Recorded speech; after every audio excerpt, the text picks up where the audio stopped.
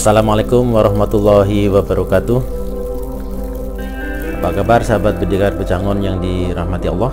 Kita ketemu lagi di channel Pendekar Pecangon bersama saya Yunadi Bidinur Cahyo. Sahabat Pendekar Pecangon, pada episode yang lalu kita telah melakukan perjalanan ya, atau lebih tepatnya mengambil hikmah dari sebuah perjalanan. Saya membahas tentang pengalaman waktu dalam perjalanan di transit di Jakarta.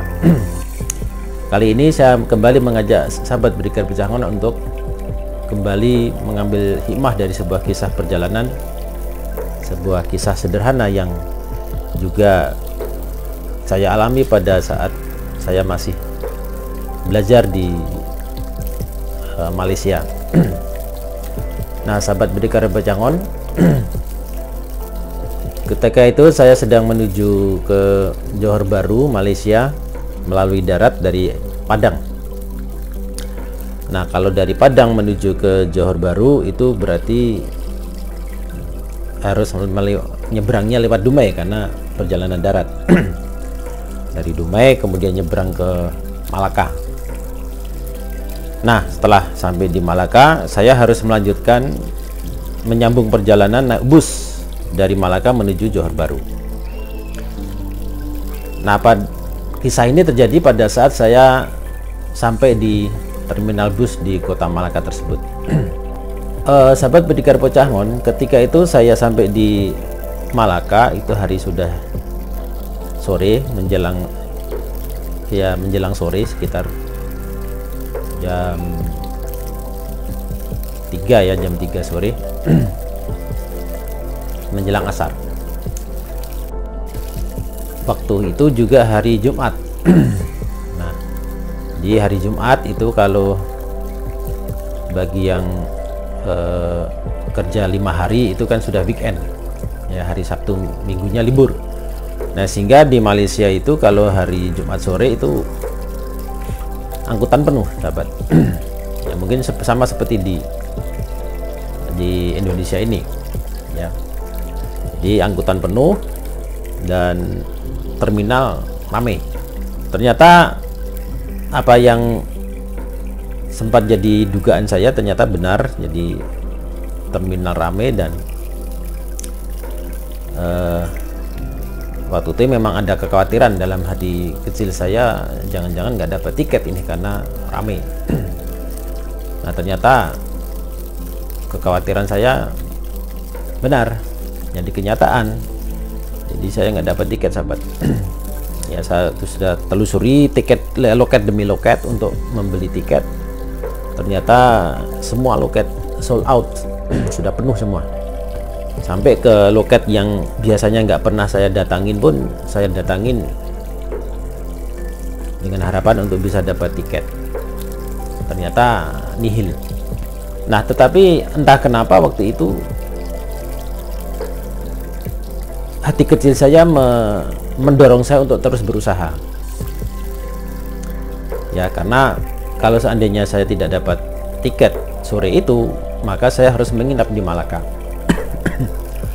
Dan bagi kantong mahasiswa, menginap di hotel tentu ya seperti halnya waktu saya kemalaman di Rawamangun yang saya ceritakan pada episode sebelumnya. Akhirnya nggak dapat penginapan juga, akhirnya sehingga ditolong sama sopir bajai. Nah, di Malaka nggak ada lagi sopir bajai. Ya, jadi kalau tidak dapat tiket ya mau nggak mau nginap di hotel. Sementara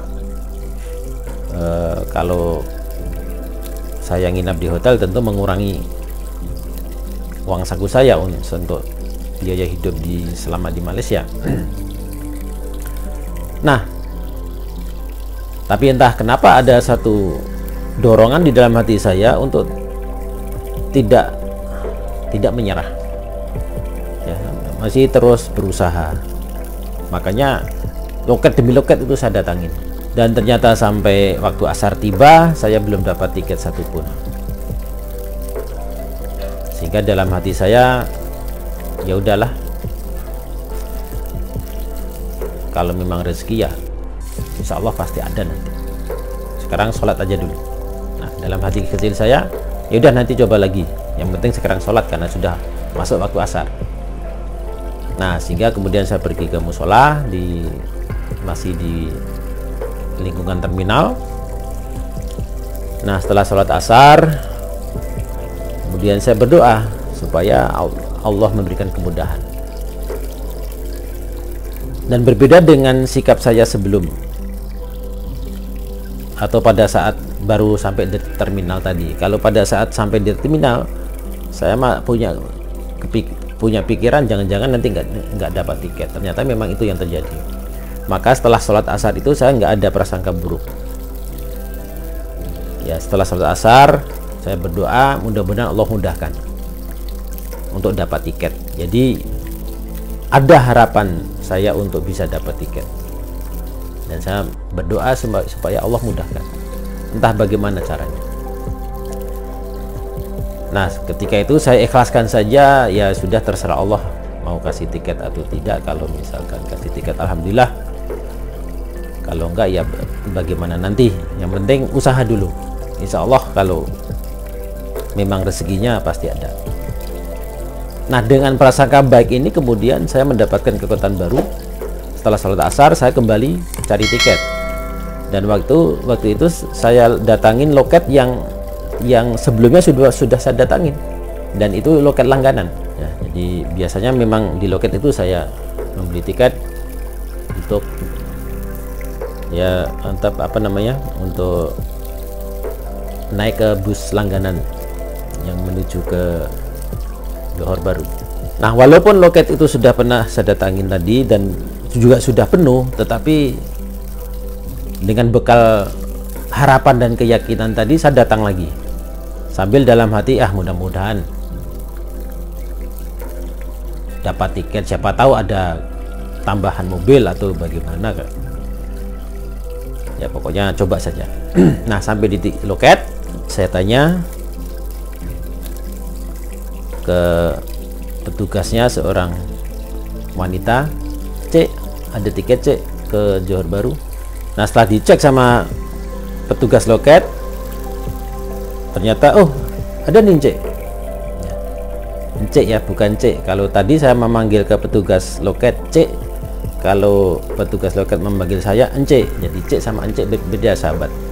Kalau cek panggilan untuk wanita, kalau encek itu panggilan untuk laki-laki, itu panggilan untuk di Malaysia. Wadah cek, satu buah nih. Oh, alhamdulillah. Ada satu nih, tadi ada penumpang yang batalkan tiket. Seketika spontan itu saya merasa Allahu Akbar. Ternyata janji Allah itu benar. Kalau kita berprasangka baik, yakin bahwa rezeki itu di tangan Allah, maka Allah kasih jalan.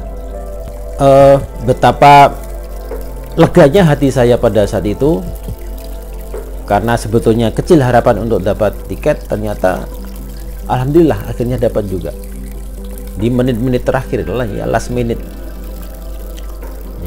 karena jadwal keberangkatannya sudah hampir tiba. Jadi di last minute itu akhirnya dapat tiket. Nah, sahabat Pendekar Becangon, siapa sangka kalau ternyata saya masih dapat tiket walaupun tadi sudah saya datangin dan sudah penuh. Bahkan saya urut loket demi loket, semuanya penuh, nggak ada lagi tiket yang tersedia. Nah, siapa sangka ternyata ada satu penumpang yang kemudian dibatalkan. Karena ada penumpang yang dibatalkan, kemudian pas waktu itu juga saya datang, dan sehingga tiket itu bisa saya gantikan, bisa saya beli. Nah, itulah sahabat Pendekar Becangon, pelajaran kita pada episode ini, betapa pentingnya prasangka baik dalam kehidupan kita sehari-hari. Keyakinan bahwa rezeki itu di tangan Allah, dan jangan pernah berhenti berharap kepada Allah. Kalaulah saya berhenti berharap pada saat itu, ya pasti saya nggak dapat tiket, dan akhirnya saya harus menginap di Malaka, harus keluar biaya lebih banyak. Nah, tapi alhamdulillah karena prasangka baik dan keyakinan tadi, Allah tunjukkan jalan. Allah menurut prasangka hambanya, kalau dapat tiket ya Allah datangkan. Siapa yang menggerakkan tangan orang yang membatalkan tiket tadi? Yang menggerakkan tangan orang yang membatalkan tiket, penumpang yang membatalkan tiket tadi, tentu itu atas kehendak dan izin Allah. Artinya bahwa ada saja jalan rezeki bagi kita yang tidak kita duga sama sekali. Maka jangan pernah berhenti berharap, jangan pernah putus asa, karena walaupun waktu yang tersisa sedikit pun, kalau Allah menghendaki maka akan jadi. Kun fayakun. Yang menurut logika kita nggak mungkin, tapi bagi Allah itu sangat mudah. Bagi Allah tidak ada yang sulit. Ya, semudah membolak-balik telapak tangan, dan Allah yang membolak-balik hati manusia. Yang tadinya saya ragu, Allah balik sehingga saya yakin. Maka dengan keyakinan dan prasangka baik, Allah mudahkan, Allah datangkan prasangka baik saya. Nah, maka betul, wa yarzuqhu min haitsu la yahtasib. Jadi Allah datangkan rezeki tanpa hisab. Allah datangkan rezeki dari jalan yang tidak kita duga sama sekali. Asal kita yakin dan terus berharap, diiringi dengan prasangka baik, Allah penuhi janjinya bahwa siapa yang berprasangka baik maka Allah akan datangkan kebaikan, dan jika prasangka buruk maka Allah datangkan keburukan. Nah, demikian sahabat, kisah sederhana yang saya alami ya bertahun-tahun yang lalu ketika saya masih kuliah di Malaysia. Walaupun kisah ini kisah yang sederhana, tetapi bagi saya mempunyai makna yang sangat dalam dan sangat bermanfaat bagi saya, karena disitulah, dalam perjalanan itulah saya belajar bagaimana saya harus bersikap, bagaimana saya harus selalu punya harapan dan selalu berprasangka baik. Mudah-mudahan pembahasan singkat ini bisa bermanfaat untuk kita semuanya. Insya Allah kita akan jumpa lagi di episode mendatang dengan kisah dan perjalanan ataupun topik yang berbeda, tetap di channel yang sama, channel Pendekar Pecahangon. Nah, terima kasih sahabat telah setia mengikuti channel Pendekar Pecahangon dan ikut berperan serta dalam mengembangkan channel ini. Mudah-mudahan terus berkembang dan bisa memberikan manfaat bagi sahabat semuanya, dan juga termasuk kepada diri saya sendiri. Sampai jumpa di episode mendatang. Saya akhiri episode ini dengan Assalamualaikum warahmatullahi wabarakatuh.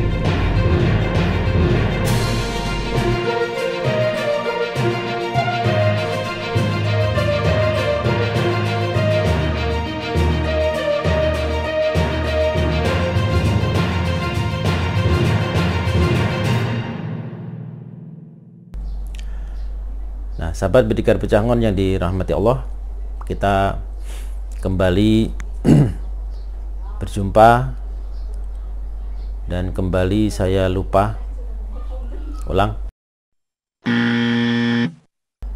Nah, kali ini saya mengajak sahabat Pendekar Pecahangon untuk kembali mengambil hikmah, ya.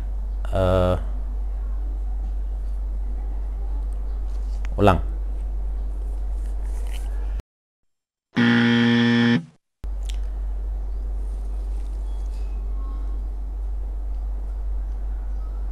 Sampai bingung saya ngomong.